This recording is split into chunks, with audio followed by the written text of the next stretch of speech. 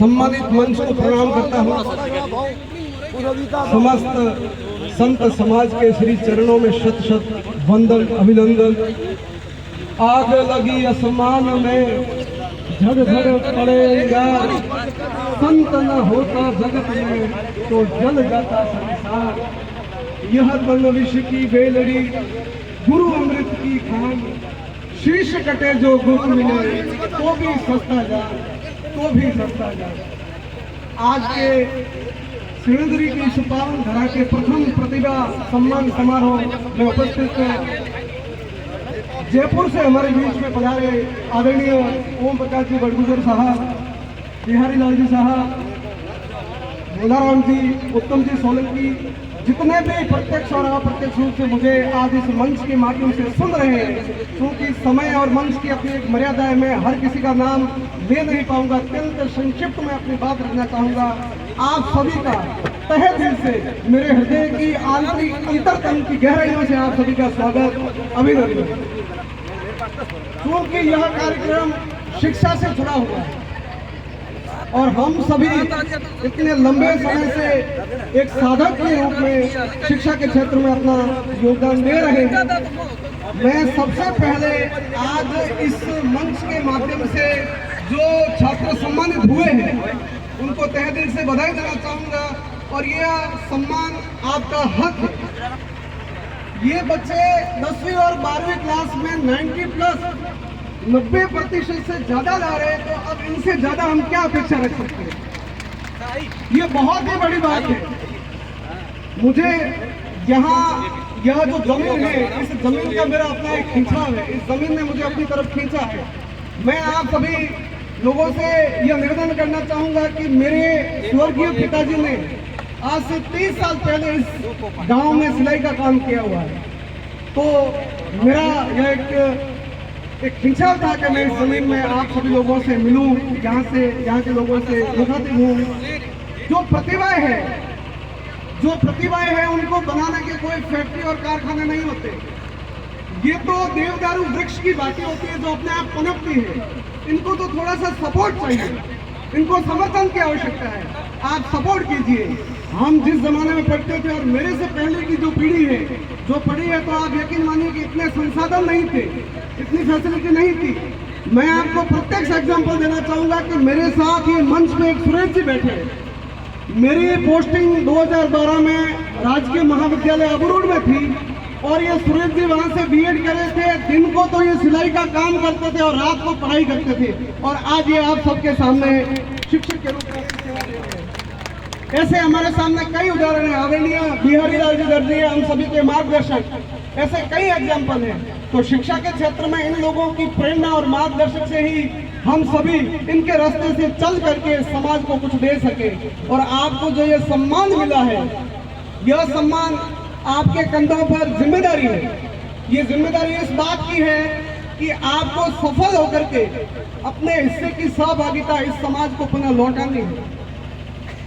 आपको न सिर्फ भौतिक रूप से सफल होना है, बल्कि एक लक्ष्य का निर्धारण करके आपको एक लक्ष्य है, आपको अपना एक एम चूज करना है। जब आंखों में अरमान लिया और मंजिल को अपना मान लिया, फिर मुश्किल क्या और आसान क्या, बस ठान लिया तो ठान लिया। एक बार आप किसी भी लक्ष्य को चूज कर लो, फिर सफलता आपके कदमों में होगी। अभी इस मंच के माध्यम से आदरणीय भोलाराम जी, आदरणीय उत्तम जी और गणेश जी, इन लोगों ने अपनी बात रखी, अपनी पीड़ा रखी। आपकी बातों में मेरी भी सहमति है। ये लोग जमीनी धरातल पर काम करने वाले लोग हैं। गणेश जी, उत्तम जी और भोलाराम जी, इन लोगों ने व्यवहारिक धरातल पे काम किया। भोलाराम जी तो मेरे इतने निकट है कि जब इनसे बात होती थी, घंटे 2-2 घंटे हमारी बात होती थी। जब ये इनके छात्रावास निर्माण का काम चलता था, तब कभी कभार हमारे जब ज्यादा ही इमोशनल हो जाते तो कहते थे कि देखो सर कितना समय दे रहा हूँ, मैं समय लेता हूँ, मुझे हिसाब किताब भी रखना पड़ता है, लोगों की आलोचनाएं भी सहनी पड़ती है, लेकिन मेरा जो उद्देश्य है, मेरा उद्देश्य सिर्फ एक है। जिस प्रकार से अर्जुन को मछली की आंख दिखती है, उसे मुझे अपना छात्रावास दिख रहा है और मैं अपना छात्रावास बना करके रहूंगा। तो ये उत्तम जी है, ये भोलाराम जी है, गणेश जी है, ये सभी हमारे रोल मॉडल है। इन्होंने जीवंत रूप से जो इन्होंने अपनी जो मेहनत और परिश्रम से इन्होंने एक उदाहरण प्रस्तुत किया है। समाज के बुजुर्ग गण यहाँ मौजूद है, बहुत सी चीजें ऐसी है। मुझे एक चीज ने प्रभावित किया, यहाँ पर अभी गोदारा साहब बोल रहे थे, ये विष्णुपाल सिंह जी बैठे, इनके फादर ने भी अपनी बात कही थी, गजेंद्र सिंह जी ने 36 कौम का साथ है अपने दर्जी समाज में। हमारे दर्जी समाज ने 36 कौम का साथ दिया है। अब ऐसा वक्त आ गया, अब ऐसा वक्त है कि आप सभी मिल करके हमारे समाज के लोगों का साथ दीजिए।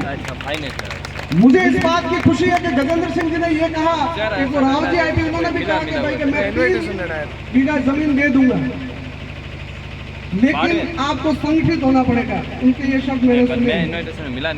गजेंद्र सिंह जी ने कहा कि आप तो बस है जो कोई दर्जी कहता है, कोई कारीगर कहता है, कोई और।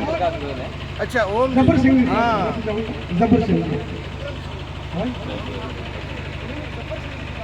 ठीक है। मैं जानता नहीं हूँ व्यक्तिगत रूप से, मेरी भावनाओं को आप समझे, शब्दों पे न जाए। उन्होंने जो कहा कि भाई का मैं 3 बीघे जमीन दे दूंगा, लेकिन आप मैंने कहा यार कहीं अपन मिले, मैंने कहा दरअसल सही बात बताऊं तो मेरी पीड़ा यही है। मैं हर मंच के माध्यम से इस बात को उजागर करना चाहूंगा कि आखिर क्या वजह है कि हमें अपनी ही जाति से शर्म आती है। दर्जी जाति हमारा स्वाभिमान है, दर्जी जाति हमारा गौरव है। क्या हम दर्जी बन के अपने समाज का विकास नहीं कर सकते? हमें दूसरी जाति में जाने की कहाँ आवश्यकता है? जब भारत का संविधान यह मानता है, राजस्थान का गजट हमें ओबीसी में दर्जी मानता है, तो हमें अपने आप को दर्जी कहने की कहाँ है जो हमें शर्म आती है? समाज के कुछ भूले भटके लोग, पथभ्रष्ट लोग, वो समाज को भटकाने का काम कर रहे हैं।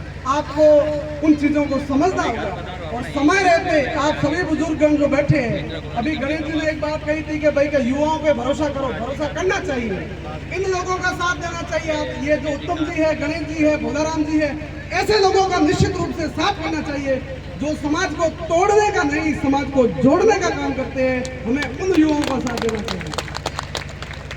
तो यह जो मुद्दा है, यह जो विषय है, अत्यंत ज्वलंत है। आज का कार्यक्रम शिक्षा से जुड़ा हुआ है, इसलिए मैं इस विषय पर ज्यादा बात नहीं करूंगा। कभी हमारे समाज का चिंतन जो फ्यूरी चलेगा, उस समय हम इस विषय को मैं उठाऊंगा और निश्चित रूप से इस मुद्दे पर बात करने की आवश्यकता है। सिलाई कला बोर्ड के गठन की बात उन्होंने कही।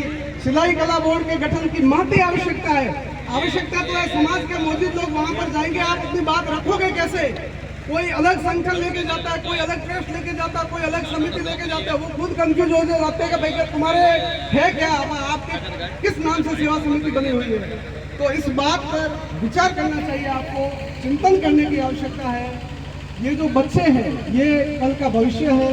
मेरी शुभकामनाएं आपके साथ में है और जरा सी असफलताओं पर आपको घबराने की आवश्यकता नहीं है। ये जितने भी लोग यहाँ पर बैठे हैं, जिन्हें अपना आप रोल मॉडल मानते हैं, तो ये कोई पैराशूट प्रोडक्ट नहीं है।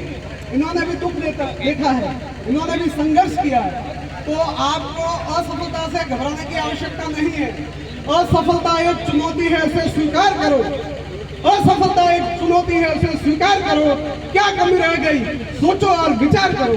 जब तक न हो सफल, नींद चैन त्यागो तुम, संघर्ष का मैदान छोड़ मत भागो तुम। कुछ भी किए बिना ही जय जयकार नहीं होती और कोशिश करने वालों की कभी हार नहीं होती। कोशिश करने वालों की कभी हार नहीं होती। समय की और मंच की अपनी मर्यादा है। मैं इन्हीं शब्दों के साथ अपनी वाणी को विराम देना चाहूँगा। आदरणीय खेताराम जी, जिन्होंने हम सभी को यहाँ मिलने हेतु निमित्त कारण बने हैं, और खेताराम जी की पूरी टीम को, जिन्होंने ये मंच वहाँ उस स्टैंड से लगा करके यहाँ तक, जिन्होंने दरी बिछाई है, चाय पिलाई है, जिन्होंने ये जो पानी की बोतलें इधर उधर की है। मैं समझता हूँ कि इस कार्यक्रम को करना बहुत मुश्किल है, न जाने कितने ही दिनों से आप पसीना बहा रहे हो। तो आप सभी लोगों की मेहनत को सैल्यूट है। बहुत बहुत धन्यवाद। जय हिंद, जय भारत, पीपा जी महाराज की जय हो।